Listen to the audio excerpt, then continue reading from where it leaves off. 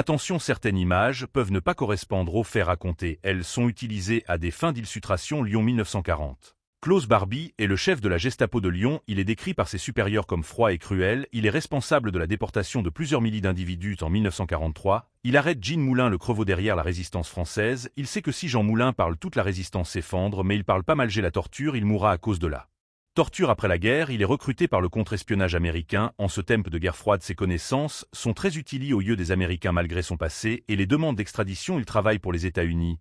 En 1951, les États-Unis prétendent avoir perdu la trace de Klaus Barbie.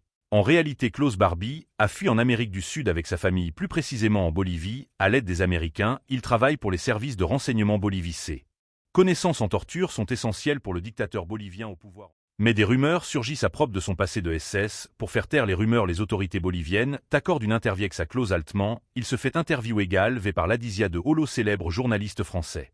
Mais c'est un piège. Il lui pose une question en français et rétorqué en allemand. Il vient de répondre à une question posée dans une langue qu'il n'est pas censé connaître. Plus il laisse ses empreintes digitales après avoir touché des photos de Jean Moulin. 1972, Georges Pompidou, en personne, envoie une lettre à la Bolivie sans réponse. Dans les années 80, Klaus Barbie se fait arrêter et expatrier en France quelques semaines avant un changement de pouvoir à Lyon en Bolivie et le nouveau gouvernement extradit le criminel de guerre en échange d'armes. Il se fait juger en France et meurt quelques années après en prison. Abonne-toi STP.